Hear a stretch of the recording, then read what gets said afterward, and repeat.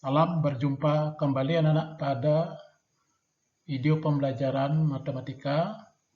Sebelumnya, marilah kita memanjatkan puji syukur dengan mengaturkan pangan jadi umat. Om Swastiastu. Semoga kalian tetap dalam keadaan sehat, tentunya dengan tetap melaksanakan protokol kesehatan anak-anak. Yaitu ingat pesan ibu dengan 3M. Kalau keluar ingat pakai masker, selalu menjaga jarak, dan sering mencuci tangan di air yang mengalir dengan menggunakan sabun.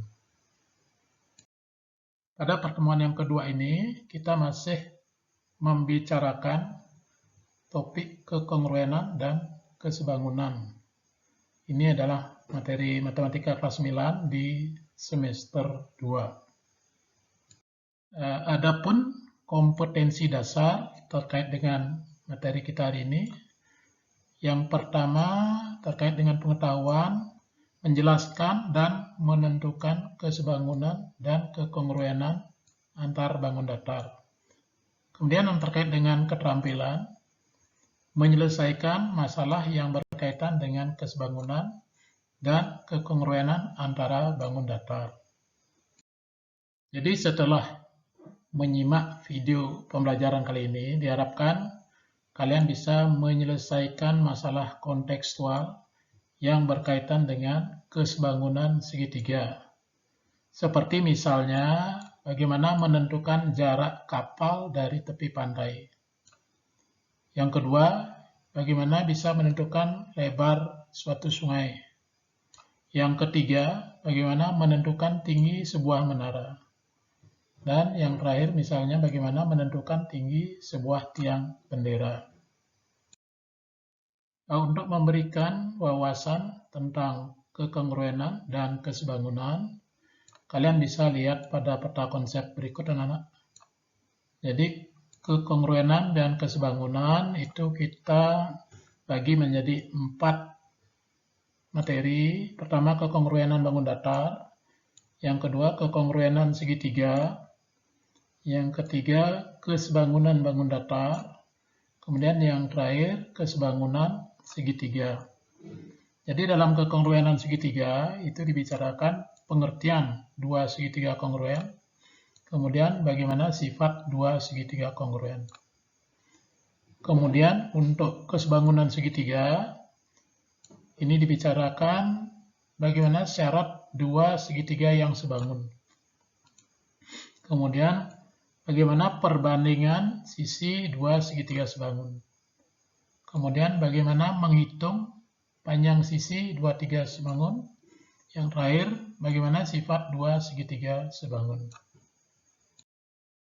Baiklah anak-anak, karena ini adalah pertemuan yang kedua, kita akan khusus membicarakan tentang kesebangunan. Nah, sekarang anak-anak silakan kalian cermati, ada 2 buah gambar. Yang pertama itu ditampilkan judulnya gambar kapal laut. Ini ada kapal laut di sini, anak-anak. Kemudian yang kedua gambar sungai. Coba pikirkan tentang gambar tersebut, anak-anak. Selanjutnya untuk gambar yang kedua, anak-anak. Mungkin ini sudah tidak asing lagi bagi kalian, ini sangat terkenal. Yang pertama itu adalah sebuah menara di Prancis yang disebut dengan Menara Eiffel. Kemudian yang kedua ini adalah sebuah tiang bendera yang diambil sebagian. Ini fotonya saat kejadian bendera nyangkut waktu upacara 17-an. Seorang dengan spontanitas naik untuk memperbaiki tali bendera yang nyangkut. Apa yang kalian pikirkan dari gambar tersebut?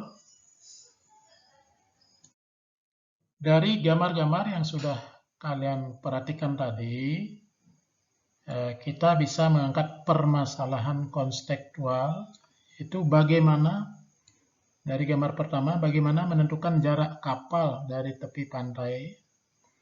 Kemudian dari gambar yang kedua, bagaimana menentukan lebar sungai. Yang ketiga, dari gambar yang ketiga, bagaimana menentukan tinggi menara. Kemudian dari gambar yang terakhir, bagaimana menentukan tinggi tiang bendera. Itu yang kita ingin bahas pada kesempatan kali ini. Baiklah anak-anak, sebelum kita bisa menyelesaikan permasalahan tadi, Pak ingatkan terkait dengan permasalahan tadi, kita harus pahami dengan baik konsep kesebangunan pada segitiga. Dari gambar ada segitiga ABC dan segitiga PQR. Segitiga ABC itu dikatakan sebangun dengan segitiga PQR. Jika dan hanya jika ia memenuhi dua syarat. Yang pertama, perbandingan sisi-sisi yang bersesuaian sama besar. Kemudian yang kedua, sudut-sudut yang bersesuaian sama besar. Jadi secara matematis anak-anak bisa ditulis sebagai berikut. Jadi segitiga ABC sebangun dengan segitiga PQR, ini adalah tanda sebangun. Jika dan hanya jika, nah ini tanda jika dan hanya jika, panah dua arah. Kemudian yang pertama, sisi-sisi yang bersesuaian sama besar perbandingannya. Jadi AB dibandingkan dengan PQ, itu sama dengan BC dibandingkan dengan QR. AC dibandingkan dengan PR, itu sama nilainya. Kemudian yang kedua, sudut-sudut yang bersesuaian sama besar. Jadi sudut A ini bersesuaian dengan sudut B sama besar. Sudut B bersesuaian dengan sudut Q, itu besarnya sama. Sudut C bersesuaian dengan sudut R, itu besarnya sama. Dilihat dari gambar, ya. Jadi sudut A dengan sudut B, sudut Q dengan sudut B, sudut C dengan sudut R. Jadi ini yang kita pakai dasar untuk menyelesaikan permasalahan tadi. Baiklah anak-anak, kita mulai dari gambar yang pertama. Bagaimana menyelesaikan permasalahan yang pertama tadi, yaitu bagaimana kita bisa menentukan jarak kapal dari tepi pantai. Sebagai ilustrasi, kalian bisa lihat di gambar berikut. Jadi kita tentukan titik A, kemudian titik B, titik C di tepi pantai, di mana A, B itu berada di tepi pantai, sedangkan kapal titik A dan D itu segaris. Demikian juga kapal titik B dan C itu juga segaris. Dari ilustrasi permasalahan tadi, bisa kita gambarkan dalam dimensi 2, yaitu K ini kapal, kemudian ada titik A, B, C, dan D, di mana KAD itu segaris. Demikian juga KBC itu segaris. Jadi AK itu adalah jarak kapal dari tepi pantai. Kemudian kita bisa mengukur panjang AB, panjang CD, dan panjang AD. Maka panjang AK kita bisa hitung dengan menggunakan rumus perbandingan segitiga seperti ini. Jadi karena segitiga ABC, EABK itu sebangun dengan segitiga CDK, maka perbandingan sisi yang bersesuaian sama. Berarti KA berbanding KD itu sama dengan AB berbanding CD. Misalnya setelah diukur ternyata didapat panjang AD-nya 20 meter, panjang AB 30 meter, dan panjang CD 40 meter. Maka jarak kapal bisa kita selesaikan dengan rumus tadi, KA per KD sama dengan AB per CD. Kemudian KD itu sama dengan KA tambah AD. Sekarang anak-anak tinggal memasukkan nilainya. KA dibagi KA tambah 20, AD-nya diganti dengan 20, kemudian AB-nya 30, kemudian CD-nya 40. Kemudian diselesaikan dengan perkalian silang, 40 KA sama dengan 30 KA tambah 600. Ini 20 kali 30. 40 KA kurang 30 KA sama dengan 600, berarti 10 KA-nya 600. Maka KA kita dapatkan 60. Jadi jarak kapal dari tepi pantai adalah 60 meter. Baiklah, selanjutnya bagaimana mengukur lebar sungai. Ilustrasinya sama dengan yang pertama, anak-anak. Kita membuat 4 buah titik di satu tepi dan sebuah titik kita tentukan di tepi yang lainnya. Di mana di sini ada PAD itu segaris, PBC juga segaris. Sama dengan konsep yang pertama, dari ilustrasi tadi, AP itu adalah lebar sungai. Kemudian kita akan mengukur panjang AB, CD, dan AD, maka panjang AP dapat ditentukan dengan rumus perbandingan PA berbanding PD sama dengan AB berbanding CD. Misalnya setelah dilakukan pengukuran panjang AD 4 meter, AB 2 meter, dan CD 3 meter, maka kita hitung dengan rumus PA per PD sama dengan AB per CD, di mana PD itu adalah PA tambah AD. Kita masukkan angkanya, PA per PA tambah 4 sama dengan 2 per 3 dengan perkalian silang. Kita selesaikan, 3 PA sama dengan 2 PA tambah 8. 2 kali 4, 8. Sehingga 3 PA kurang 2 PA sama dengan 8. PA sama dengan 8. Jadi lebar sungai adalah 8 meter. Nah, baiklah anak-anak, kalau kalian sudah memahami gambar 1 dan 2 tadi, kita lanjut ke gambar yang ketiga. Bagaimana menentukan tinggi sebuah menara. Jadi kalau kita mengukur itu tidak mungkin dilakukan, tapi dengan konsep matematika kita bisa melakukan dengan memperhatikan ilustrasi tersebut anak-anak.